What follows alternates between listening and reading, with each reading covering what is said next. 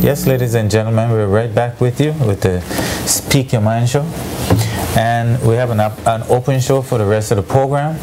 So if you have any bonding issues or anything that you want to share with the community, you're free to call us and we'll oblige you. And my colleague Sam is going to also put some things out there that are in the media, in the community, and we're going to rock and roll. Well, Courtney, ladies and gentlemen, welcome back to another session again, Speak Your Mind. So the phone lines are open. They're open again for burning discussion, information, anything that you feel you want to talk about, you want to vent about. Of course, here in the Speak Your Mind show, we want to entertain you. We want to give you a few things, food for thought. Courtney, before I start, I want to say that last week I was off. My wife surprised me with a couple days up in Virgin Gorda, Mango Bay. We celebrated our 5th year anniversary, so I want to say, honey, I love you.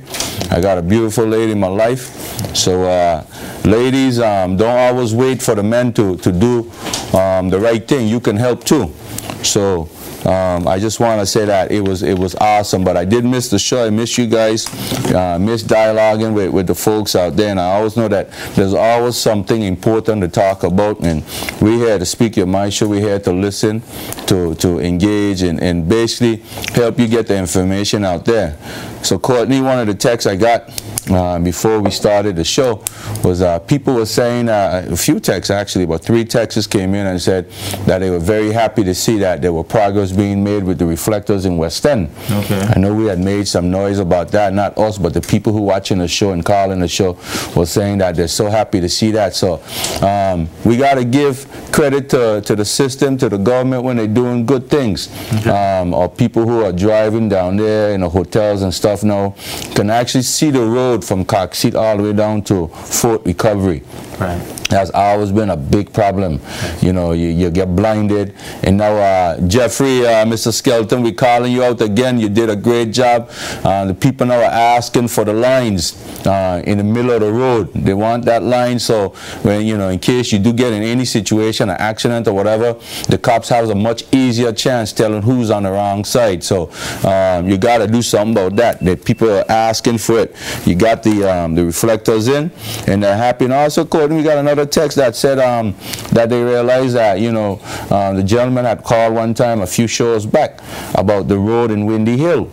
Yeah. And Public Work again came to the rescue. I saw that myself. That is being corrected. Yeah, Public Work came to the rescue, and they really went out there and fixed that corner. And that was a huge issue because a lot of people cut that corner. You going up there was really dangerous. Right. Hampering the lives of the citizens in Windy Hill and people who have to go by there back and forth.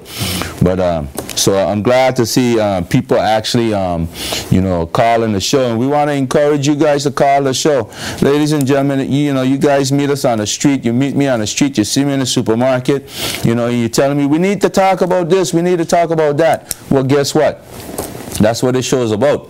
If you have something that you believe that's important, you want people to know about it, call it. I mean, there's no need to be hiding and running and ducking. It's a conversation, and conversation will lead to good action. And so far, we've seen some things happening in a positive way. So, Courtney, let me ask you though. Not only that though, but when you talk about a Speak Your Mind show, we always have to mention courage, Yeah. And you have to build courage, because if you continue to keep your mind closed about things that are happening around you, then you become a very closed person. Yeah. But if you're able to express yourself. Talk about things that are happening to you, or the way you feel about things. You begin to become a more expressive person, and you begin to learn more from your own experiences. Yeah. So I just wanted to put that in there as well. No, Courtney, I think you're absolutely right. One thing I realized, though, people are actually starting to get a little bit more courage, and we just got to keep encouraging that. Courage is good. Courtney, this week, somebody, the conversation through the street was about, in the House of Assembly. Yes. Questions were asked whether or not, representatives get questions before they go to the House, and why don't they come and just answer questions accordingly, regardless of how the answers come down, as long as they're appropriate and they fall within the guidelines. So I want to ask the people how they feel about that. How do they feel about the behavior in the House of Assembly? We're not knocking it here. I'm not going to knock it, because I've seen some behavior in Australia. I've seen some clips just this week on BBC, how the new Prime Minister, who's a woman in Australia, is being ridiculed and looked down at because she's a woman. Yeah. And I'm talking about in those type of setting, they get up and they shout at each other. There's no real, you hear the person saying, the Speaker of the House saying, order, order, order, but then the people still engaging in conversation and passing word back at each other. So I want to know how people feel about that, Courtney. That's something that's really worthwhile talking about. A lot of people, again, meet you in the street, they having these conversations, they pulling you up. What do you think? A guy just last night coming out of the movie said to me and my wife, we need to really talk about the politician. No, you talk about them. Tell us how you feel. What do you feel as a voter? Or you feel underrepresented? Or you feel like, more could be done? So, we're not here to start the engine every time for you. You're a voter. You have a right to call them out, whoever, however, and do it. And that's what the show is about. Another thing that came out in the House, Courtney, that I thought was something worthwhile bringing to the people is the question was asked about subsidies, assistance, the program that's in place where people can apply. You have elderly people, you have disabled people, assistance to help repair homes and things like that. And I guess the conversation was that whether or not, if it's something that we can sustain as the population gets older, as more and more people become more dependent, as the economy slumber more and more, is it open to anybody and everybody? I want to know how people feel about that. Do they feel like they're entitled to get some kind of help every time the economy slows down? Or should government just, hold off a little bit, look at what's really needed in the community, help those who are really in dire need? It really comes down to how people feel. Yeah. Because we don't want to be a welfare state. No. We don't want to be a place where but that also begs the question of what government is prepared to do as well. Yeah. If when I said I hope our viewers don't take it negatively. What I was referring to is retraining. There are a number of things that initiatives that government can do that can try to help people. Yeah. In that type of situation. Although we also have a dilemma that deals specifically with when large hotels or large corporations lay off a lot of people all at one time. We have that's a challenge for any government, Yeah. So I think that there definitely need to be some type of we need to talk about unemployment insurance. We need to talk about something in place that can definitely help people. Yes, when they're being laid off, or something like that. But again, it's really up to the people. You gotta know how the people them feel. Yes. If they're not saying anything, obviously, then that to me saying that you're happy with what's happening right now. And another thing is not good to wait until it happened to you. to have an opinion about it. Yeah. It's good to have an opinion about it even before it happens to you. So when it happens to you, then you can. Well, it goes to say, Courtney, that a lot of time BVI society is not a proactive society. You know, it's always reactive. We're always reacting to things happening.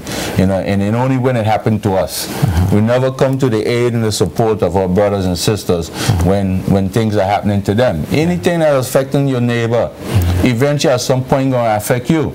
So don't wait until it affects you, and then all of a sudden everybody should run to your help, run to your side. Run to that person's side too, even if you're just there for moral support, as long as you understand the issue and it's an issue that needs general attention. You should always be there to help support. So I mean, you know, we live in this world where everything is fine until, you know, like insurance. You never know you need it until something happens. And then some of us avoid getting it. No, you have to get it. Get it and make sure it's always there on your side. So, Courtney, you know, again, ladies and gentlemen, the phone lines are open. Though, you know, a lot of folks are sitting around and you know, you guys are having conversation with different folks and say every time the Speak Your Mind show is on, our focus is always this, our focus is that. Well, guess what? The focus is you tonight. We want to hear from you. Want to know what's on your mind. Don't wait till Monday morning and then pull me up in right way and say, you know, I hear you talking about this, but we need to talk. No, we want to hear. Let others know what you're thinking. Sam, another topical thing that's up is in the House of Assembly is the limit on the length of time that persons can speak on various things, and I think that's something for the I guess the Rules Committee in the House of Assembly to look into. We have a call though. Yeah, good evening. You've reached Speak Your Mind. Go right ahead, please. Sam, Courtney. Good night. Good night. How are you? What's up? We're good. Listen, Sam, based on what you were just talking about, it seems like the most difficult thing is to become proactive, brother. You know, you're reactive, that's easy, you know, but to become proactive, that seems to be the big task. Why is that? Because you have to think. Why is that? Well, that's a good question. Why is that? I guess it takes, in some way, it takes a lot of guts to become proactive. Well, let me ask you a question. Keep your thought. Don't lose it. Let me ask you a question. You know, you look at what's happening, let's say, for example, food. The issue of food. We're a small country. We import probably 99% of what we consume. There's reports right now on air, on every station around the world, Africa, Asia, food shortage, water crisis, things that you need to help grow food. But yet we sit back, relax, and enjoying, you know, we complain about high cost of food, but we're not analyzing and understanding why food costs are so expensive. What are we going to do? Wait till when tropical can come to the island and then start complaining that government should be doing more?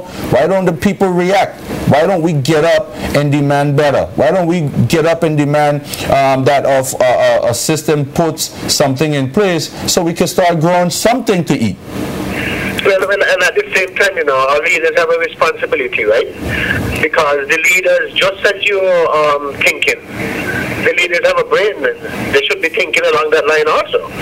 And it means then that, I mean, come on, if you and I, others can see it that way, our leaders we probably need to consider helping others, you know, to get fruits and vegetables and right now, poultry, whatever we need to feed ourselves. We need to just get with the people and assist the people whatever we can, because it's important to produce whatever it is we consume.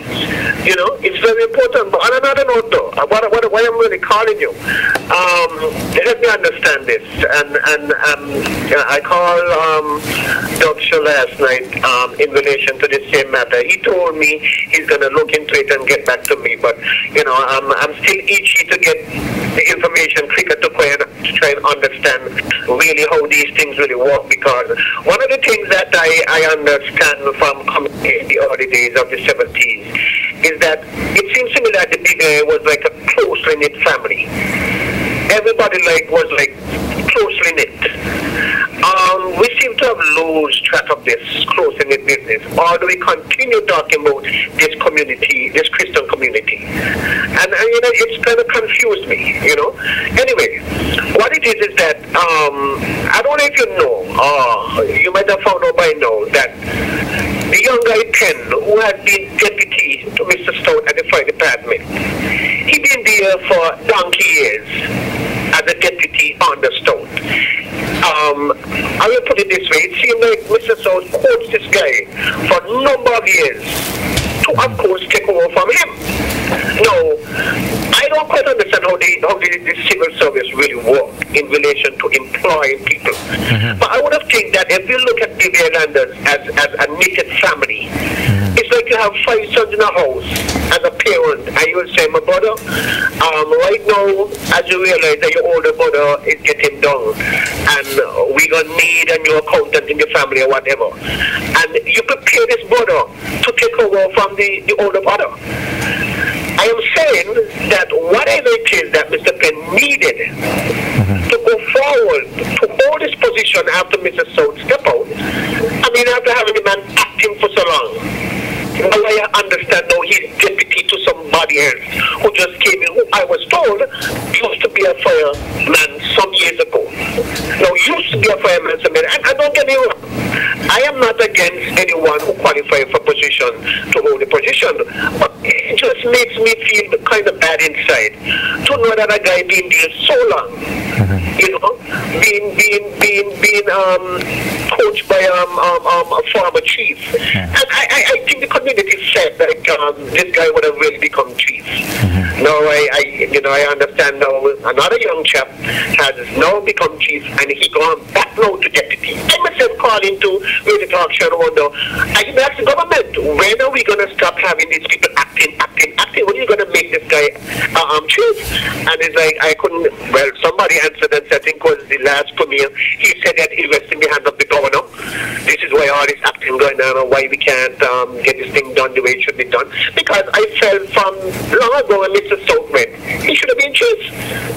And now there is somebody that's in place, and now one that's the deputy. And for me, I feel a little bad about it. And from what I understand, they're saying is that the position was advertised, and the other young chap applied for it, and he got it. Is this the way it works, or this the way it really should be? Because I could tell you, I can follow some history in this country where some things happened down the road in the past, and it was nice in relation to about who's qualified, who's not qualified. You know, it seems to me that you only qualify to hold a position for a certain time until somebody comes with some papers from some university and say he's more qualified than you. You become who been holding on so long, who been acting. And the thing about me is that I feel that you can act, you can hold the position. This is the strangest thing when you find people acting. You ask for donkey for 20 years. Carla, I'm going to interject for a minute. I'm going to give you my personal take on it. If our system is organized in such a way, you know, I say like this. What I like about the Constitution, right, is that it's left for interpretation. Let's be clear about that. It could be in the next 15, 20 years. If that same Constitution is in place, the guidelines that's in the Constitution is what you have to follow, right? So when you look at a lot of departments and a lot of agencies throughout the BVI, depending on which government comes in and depending on who's acting, will determine who gets what position. I hate to say it like that, but just look around. We had a young man in water and sewage acting for how many years? People made noise about that under the last administration. Next government came in, he was moved to another area. We had other people who came after this young man. This young man had a lot of qualification. Who came after him got a higher position. It's the same thing. The fire department. I thought Mr. Penn was a well-qualified person, but what are the criteria? There's no criteria. There's nothing in written. Same thing in passport. You and I discussed something recently about who determine how long of a time people get on visa when they apply. you said something to me and I went and I researched it, found out that it's to the discretion of the people who are in there and who is in front of them. That's nonsense. You should have a guide, a set of policies that guides decision. Who gets what, when, how, if they don't qualify, boom. And that should be like a manuscript, like something that said to that person. Police department is a good example. We got a lot of good officers in the police department, right? But every time, you remember the last 4 years, and even before that, trying to get our own BVI Islanders into those positions. They didn't prep them in advance, give them enough opportunity to train, you know, put themselves in the position to naturally move up the chain of command. When it comes time for somebody to lead the department, we're looking overseas because all of a sudden now qualification becomes a factor. So, you know, the bottom line is that if you don't have policies in place, you don't have anything to guide the process, you're going to always find this. You're going to find people with brilliant ideas who got qualification, experience, and because whoever's running the show now don't necessarily think that he deserves it, they put somebody else in that place, and that's a big problem in this country. So I mean, you could look around, just look around every single department, every single government agency in this country. Just look around, it's there, and it's in your face, and it's been practiced for so long now. So it needs to stop. I will leave this point by saying that one needs to understand that when you do this kind of thing to people, it really seriously psychologically affects those persons. That's not an easy thing to handle. Well, it affects their families too, you know. That's what I'm saying. Yeah. You know. So I'll end on that. Thanks a lot. Yeah. Again. But Courtney, I know what he's talking about, you know, but even a young man who got that position, he's also equally qualified. He's not a Johnny just come. Yeah. You know, he's been in the fire department before. He was moved to another department, and all of it falls under the governor. You know what I mean? So, again, unless you have some clear guidance, some guideline. That's why I said why I use the Constitution as an example. The Constitution, if it say you must turn on green, you must turn on green. Yeah. But there's nothing in these departments. Every time you go to labor, you try to get, what is the process? It's like somebody have to go call somebody and ask somebody. No, it should be right there in front of them. This is the process. This is the qualification. This is what's needed. And this is the time frame you need to have this in.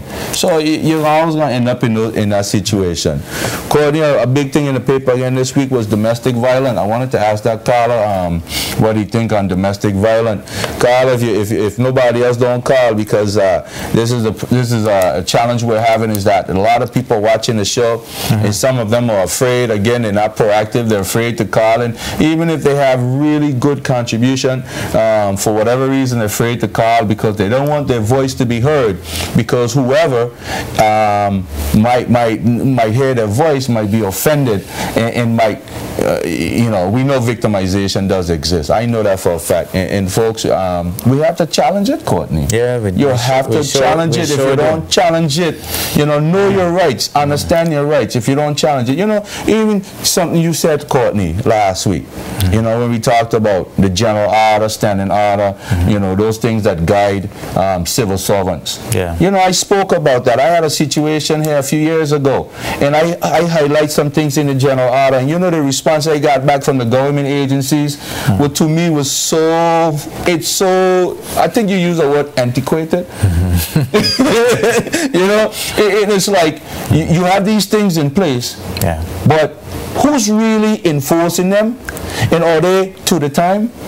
Are they up? And I agree with a lot of things you said in last week, you know, Courtney. It is so true. You got civil servants running around doing whatever they want, however they want. They not. Who are they answering to? The governor. You write to the governor to say, hey, you got high-ranking people in your government unbecoming of a public servant. Some people turn a blind eye, but let it be somebody else know that head may not like, and then all of a sudden we have action. You understand what I'm saying? And it must be across the board. In order for it to be fair, it has to be across the board. What applies to Paul must apply to Peter. And it's simple as that. And those general order, standing order, whatever you want to call it, it needs revamping. It needs to be looked at because it was written a while back. And guess what? Right now, it's outdated. And the people who are responsible, you know, it's so funny. Sometimes you find the people who are responsible for enforcing it or the very same people who are breaking it. Yeah. And who comes in and say, you must have the higher standard. You should be the person going out there representing this thing 100% all the time. And you can't now go reprimand somebody when you yourself breaking the same rules and regulation. It looks so bad. But at some point, ladies and gentlemen, if you don't stand up for what's right, sooner or later, it's going to hit you. And then you're going to want people stand up for you. Stand up for your other brother and sister. Sam, we got a text, right? It said a lot of young people with science degrees are having difficulty securing jobs. Most job openings are business related and the hospital isn't even hiring. Please help. Wow. Science degrees.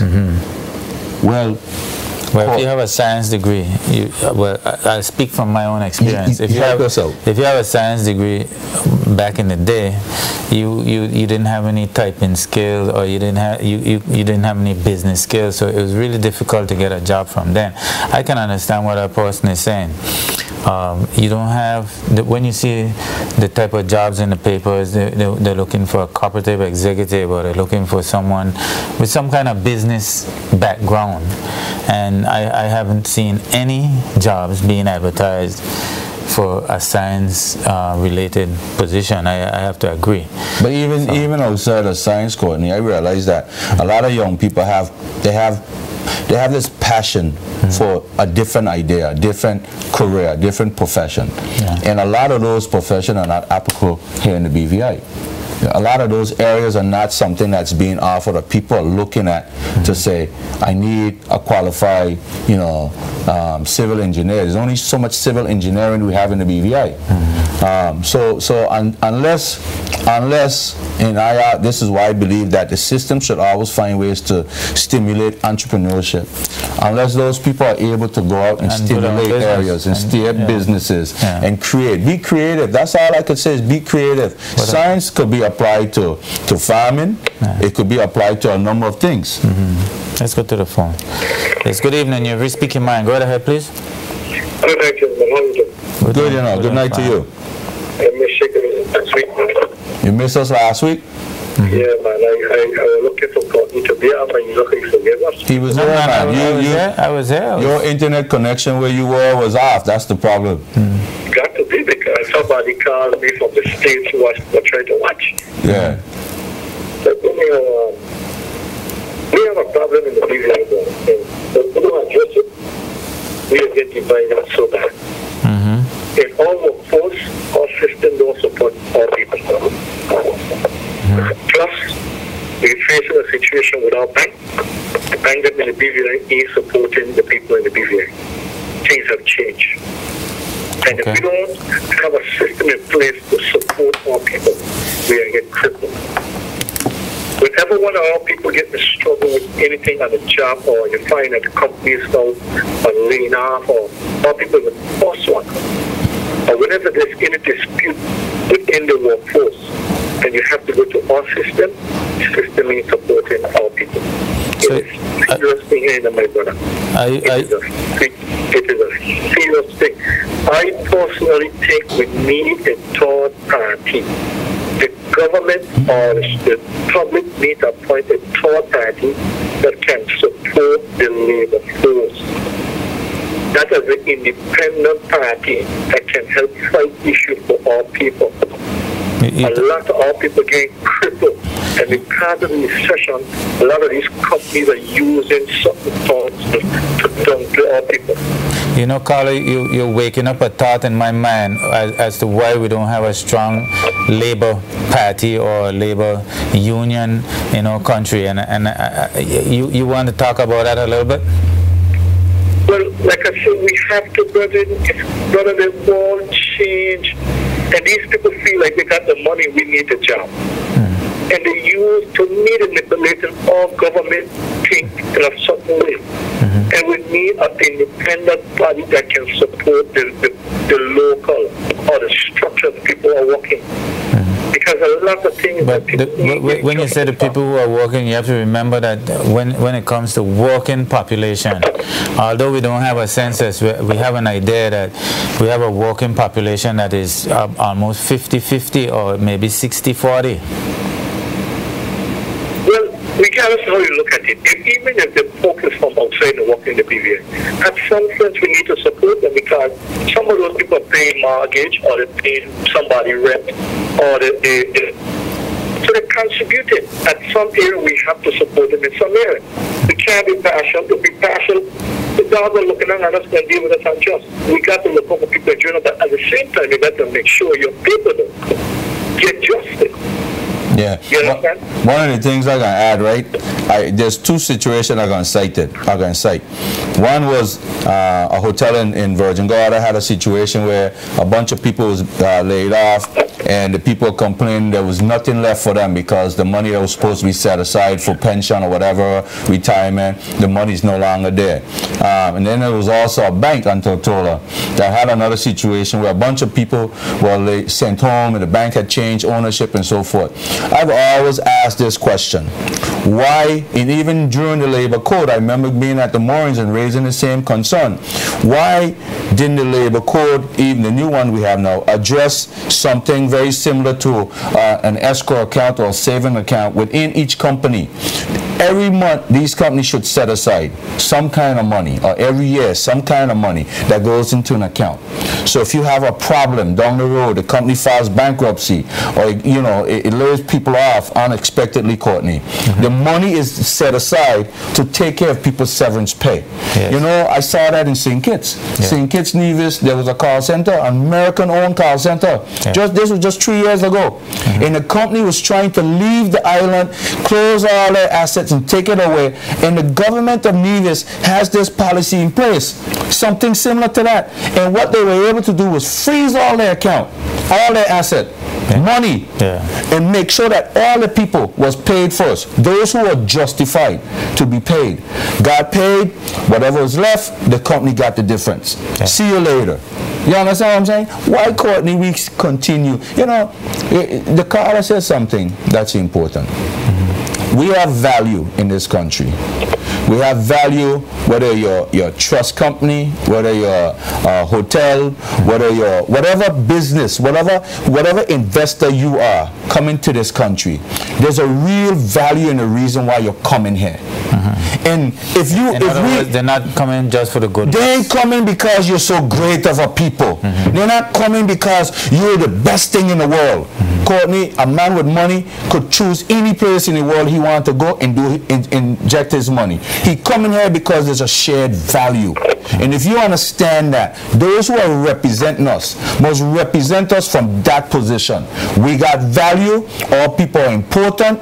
They're important for their kids, their lives, all of that. So when those politicians or the representative, whoever's representing this country, in front of those people who are call themselves investors, you must have a hardline approach to, yes, I allowed you to come in and invest your money, but in the interim, there must be some kind of college fund set up for young people. What a business you bring into the territory. If it's going to bring value to the territory, no problem. All people should be in the forefront. Yes. And if you're not doing that, you're not representing. And that's the bottom line. And when you look at all representatives, you got to ask yourself, I don't know who they are. I look at them myself, but each person out there must look at the representative and ask yourself, every single time you have any major deal come up, consider whether the values of the country is also being protected and sold. And just because the people are not coming in, they're coming in to make money, they're coming in to establish themselves, and they're going to do whatever it takes to protect their interests. So, Carla, I hear what you're saying. I hear exactly what you're saying. I want to put a little more on that. Well, let me touch on a little that way, because I want to hit on the bank area. For many years I've been saying, that a lot of these hotels that deal with solvents pay or solvent every end of the month, this maturity, or what you call it. I think the government should have a system in place allowing these companies to put maybe a percentage, whether 20 or 30 or 40% every month. So when the off-season comes, they can give those workers that money for the 2 months or the month or the 3 months they close. So they get that other percentage back at that time. It will help a great deal. So even when these people, when the hotels close or whenever they get laid off for that period of time, they can still sustain it and support them. Yeah. But Carla, not to cut your thought, right? But I don't promote that. What I promote is to try to keep a year-round tourism product going. But go ahead. Well, I do agree. You have to keep it all year round. But the way the zone that we live in because of hurricane zone, we can do a lot. But at some point, it's a challenge. And, but a challenge. The bank, bank, we have a local. Carla, before you get to the bank, I want you to call back. We got another call on the line. I want to get to the other call, and then I want you to call back because I want to touch with the bank thing, and you and I are going to dialogue a little bit longer than we want to. So call me right back after the next call, please. No problem. Yeah.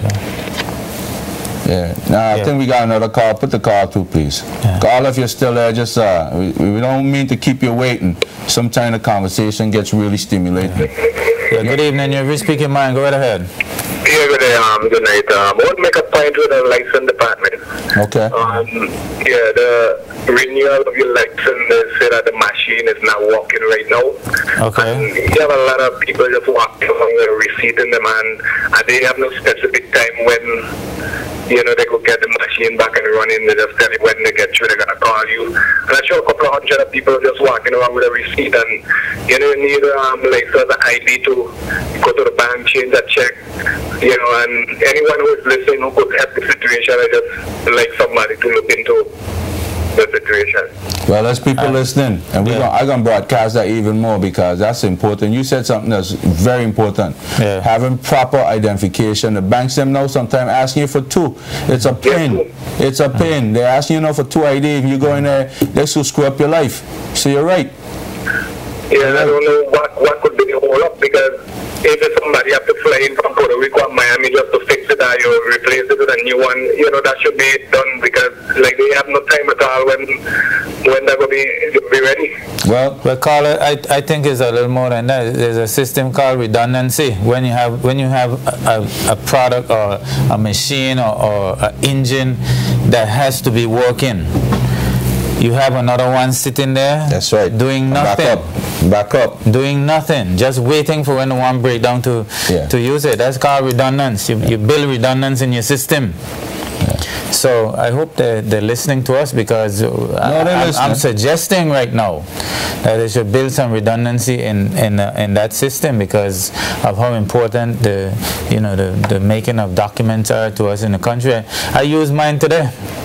Yeah, because every day people keep renewing it, a lot of people, so I know hundreds of people with just a receipt just walking around and hoping that one of these days they will get called to say, they everything back and running and come and pick up your license. But even something like that again, and I don't want to down the system, but even something like that should be a public campaign. You know what I'm saying? Notifying people that they're having issues with the license. If you don't need to come in right now, don't come in. If you're in dire strait, there should be another solution. Like Courtney said, they should have had a backup machine ready to go. Why are we still sitting here today, working the way we're working? That don't make any sense. So the people are listening. So we appreciate it. If you didn't call, we wouldn't have known that. The people who are responsible are listening. So, there's folks out there, Ministry of Communication at work, there's a serious problem down at DMV. It needs to be addressed. You got people walking around with paper receipt. They need identification to cash their check. Wait till next Friday, you're going to hear about the problems.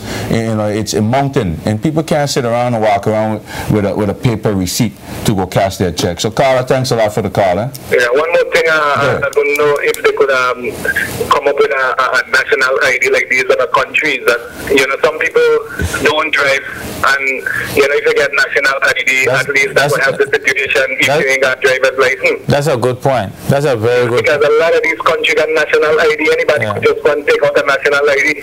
That's a very good. That's a very good point. Over, you know.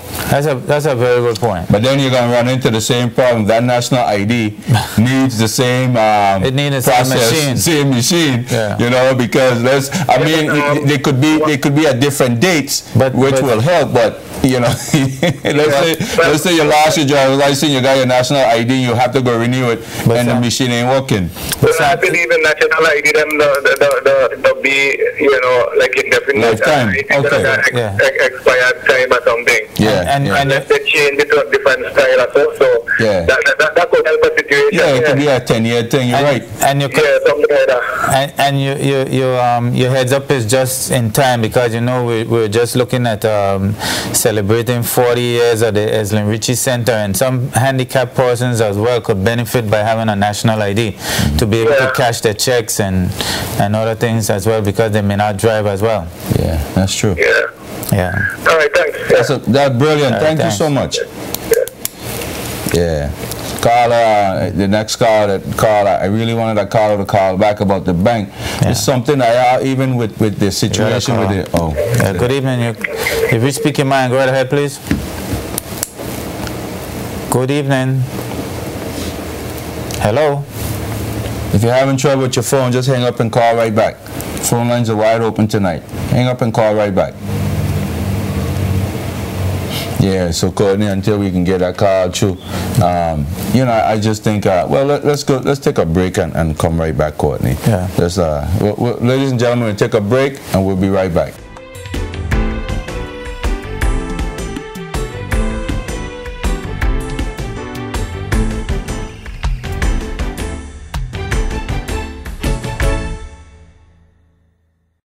Yo, you ain't checking for me no more, man. What going on? Girl, you're right, man. Things rough right now and ain't getting no better. I gotta cut back how things so expensive. Wait, you ain't hear Digicel giving away some serious credit? With Digicel, when you top up by $15, you will get $100 free credit. I mean, that's 100 anytime Digicel minutes, free chat all weekend long to your Digicel friends, and unlimited text to any network. Wow! Now with Digicel, I can save and we can party some more. Party Rock is in the house tonight. Your credit lasts longer with Digicel. Now that's something worth partying about.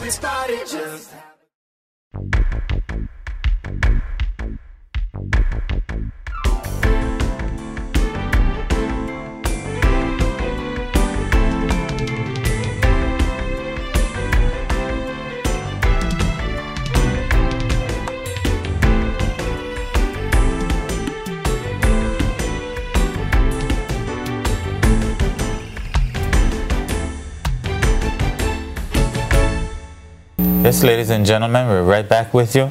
We heard a live show. The lines are open. They're up there. And we're having a great show so far.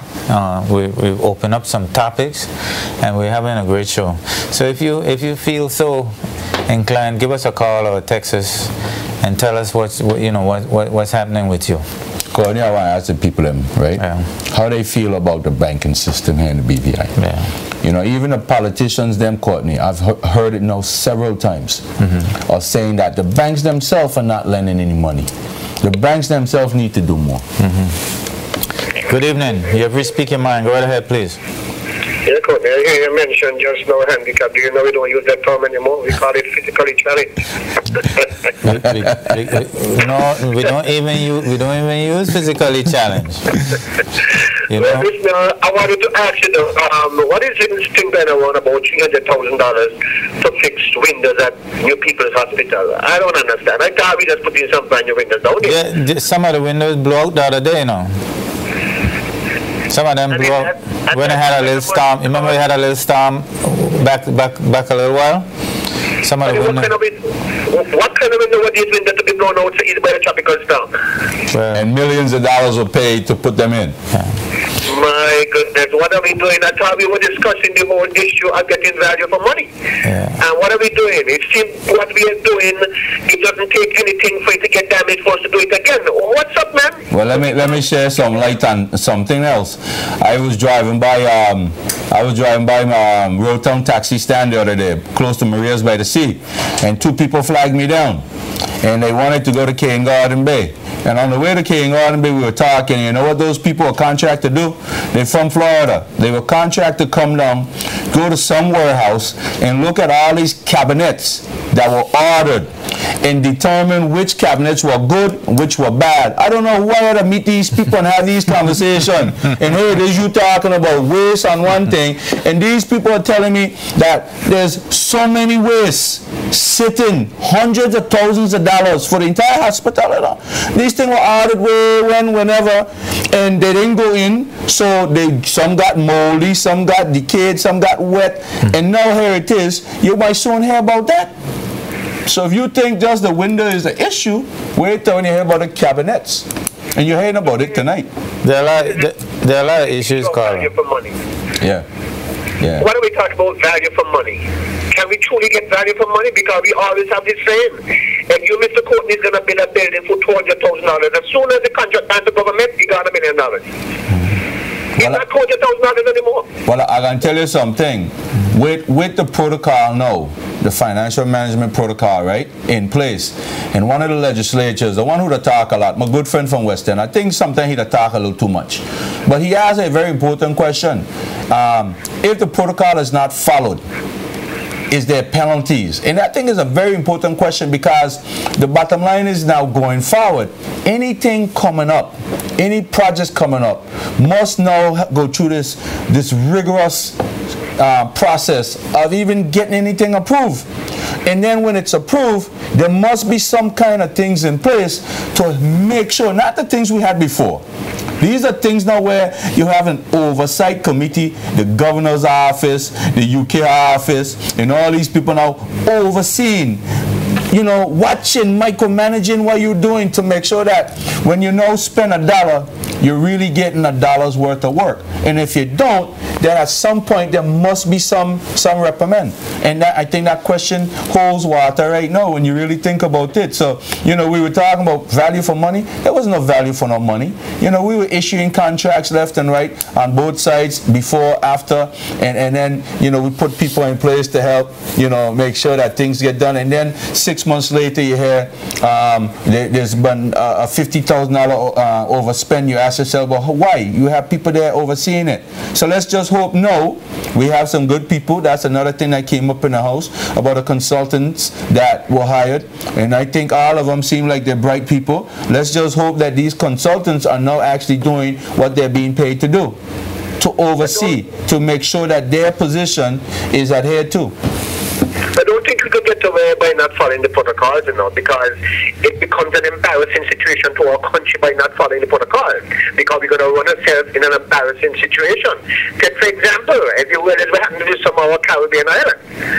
Let's look at, for example, Turks and Caicos.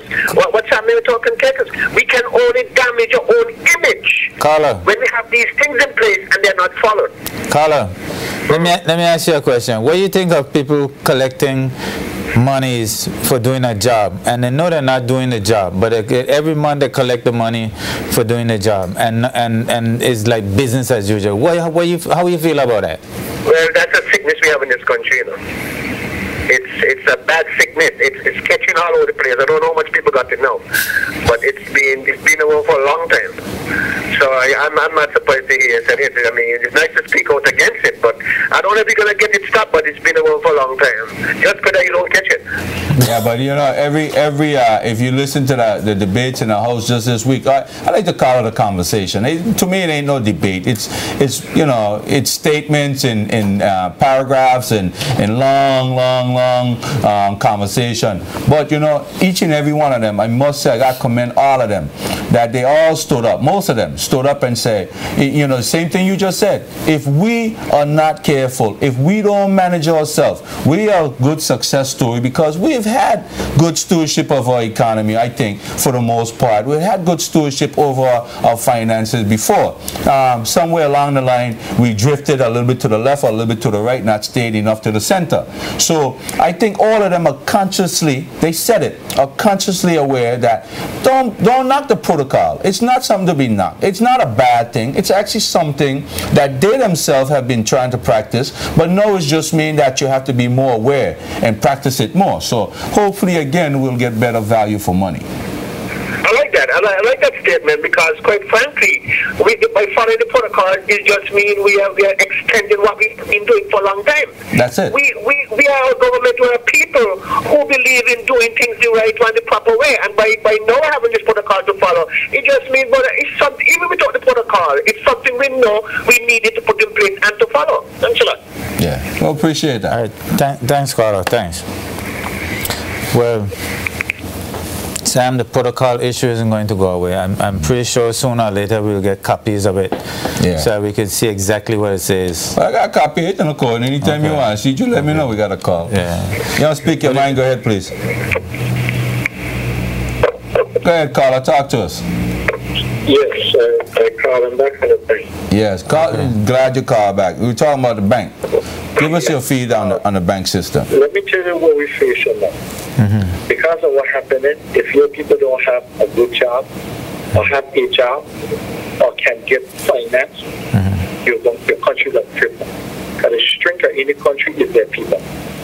We could have borrowed, we had job, we had opportunity, but some it's slipping away from us.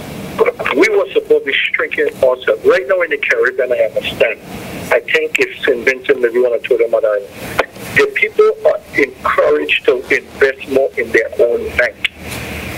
So they put so much pressure on the outside bank that the outside bank are giving such good offer for people to use and use it, utility and stuff of the bank. For years, we were supposed to be putting money in development bank. To make sure we give our people softer interest to buy loan, to get loan to build house, to do investment, to do business. We were supposed to be paying a softer interest, putting more pressure on the other banks that they give us better offer. But Carla, I agree with you, and I want to ask you if you know a little of the history of the development bank, the same one you're talking about. To some extent, it was supposed to be a bank to help small business of PV Orlando, local. You know that the manager is not there at the bank anymore. That manager. You know that? But I know you had a manager there tonight. The new manager. The new manager. So the manager of the bank that was there is not there anymore. You know that manager was able to grow that bank in the black from it being in the red. In the red and bring it in the black. Yeah. You don't know that. Well, I figure out to a certain extent they're doing some good to a certain level. I don't know exactly how good they're doing. Yeah, but they could do more. They could do more. And should have been doing more for a very long time. That's right. Because let me tell you, one of the simplest loan for every year, the most loan you still there is vehicle loan.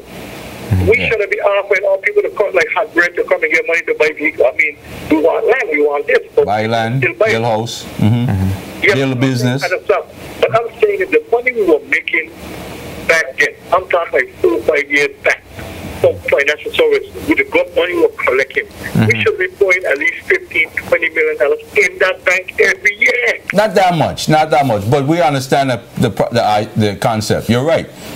You're right. $20 million would be a lot because you still have to put money in reserve and all them other things. No, I'm talking when we're making money. Yeah. I'm talking about no, we making money like people school. But he's correct there, even the same reserve money could have been put in the development bank. Yeah, but then you wouldn't want to use all of that as backing and as collateral. Your reserve money should be reserved for certain things. And what he's saying is, I agree with him. You could each year you could put $2 million, $3 million into the bank for guaranteed guarantee loans is what he's saying. Soft loans, small loans, small business loan, entrepreneurship business. Of course. And I suspect when OJ finish doing what he's supposed to be doing, and what Scotiabank and I'm hoping other people follow, has been doing now by having small business owners come to the bank and demonstrate their products and their ability to access small loans. Development bank should be doing those things, is what he's saying, and I agree with that. And whoever was there did a great job, but more should have been done. More should have been done, and more should be doing going forward. I mean, we're sitting around. What are we sitting around waiting on? And the caller's right. I mean, if you don't have access to loans, and every time you go to the bank, all they want to do is give you a car loan. I heard that same story the other day in First Bank. All they want to do is give you a car loan. You know, how many cars you gonna drive on the island? Well, one thing I want to end on this note is I appreciate to see that Development Bank now have moved they're going into a new building, and I figure with the new building will come bigger things and better, hopefully. So we got to encourage them as they encourage us to work as partners. You don't encourage them.